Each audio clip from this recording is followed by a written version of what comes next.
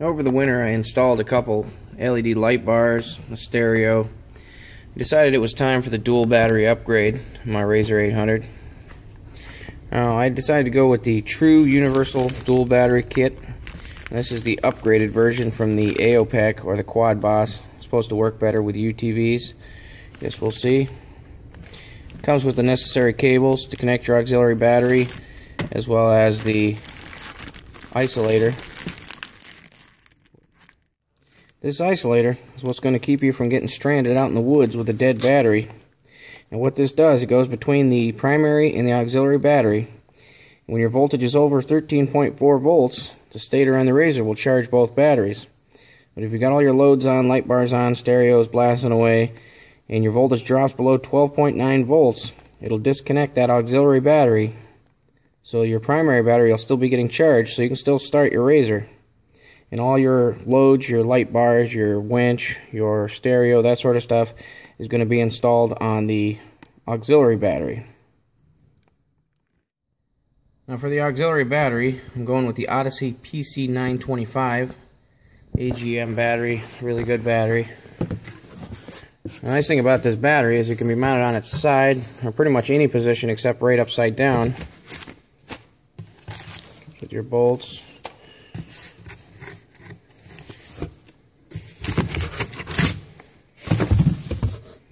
There it is. Now when I actually mount it in the RZR, it's going to be mounted on its side. You're going to want these L bracket terminals. You're going to bolt on there and get the terminals up top where you can get to them. Alright, I got the L brackets installed. This is how the battery is going to sit in the battery box on its side like that. Now these brackets, they don't come with the battery. They cost you a couple extra bucks. They're not absolutely necessary, but I'm going with those. You see now, I can run my battery cables nice and flat. Be better looking. I'm trying to make some kind of sharp 90-degree bend out the top of your battery. And just make for a cleaner and more professional installation.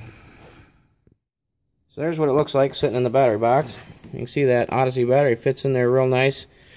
In fact, the stock battery strap will work for this battery. Locks in there, bolts down.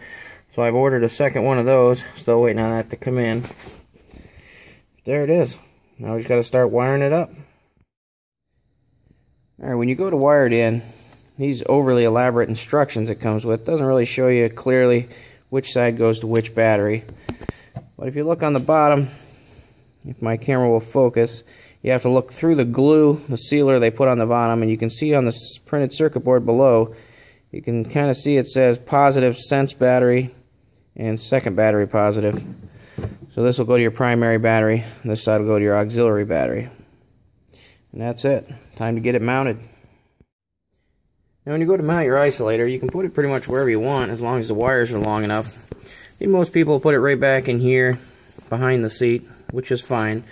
But I wanted mine where I can keep an eye on the status LED so I know when it's connected, when it's disconnected. So I put it right back here on the back of my shifter housing. That way I can just glance down between the seats, see if the LED's on, see if my auxiliary battery is being charged or not. Now when you decide where you want to put it, you can put the two shorter screws in these two holes, mount your plate right to whatever you're going to mount it to, and then you use the longer screws to go right through the isolator into wherever you're going to mount it. Alright, there it is installed. Now I went ahead and drilled a hole in my shifter housing, give my wires a place to route, give it a little cleaner installation. For my ground wire, I routed it right here, right along my shifter cable, right down to the main chassis ground. And we've got the primary battery power, got the secondary battery power, and we've got our ground cable connecting the two. And that's it for the isolator. Now when I install all my accessories, they'll go right to this battery. I've already got my stereo connected to it. When I wire my light bars, they'll be connected to this also.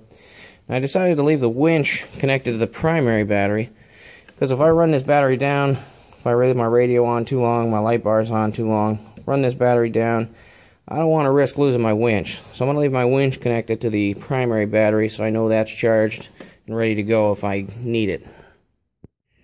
Alright, now all we got to do is fire it up and make sure it works. Now it's got a status LED that will tell you when your second battery is connected. Now that comes on at 13.4 volts and it shuts off at 12.9 volts. So we'll fire it up, wait till the charging system gets over 13.4 volts. You'll see it kick on, hopefully.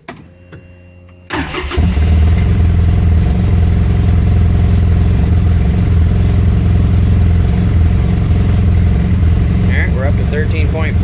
There's a slight delay. And there it is. We're charging the secondary battery.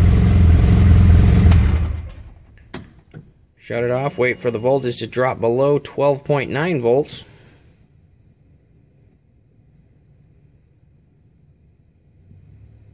Okay, and there it goes. Disconnected the second battery. And that's it. Works good.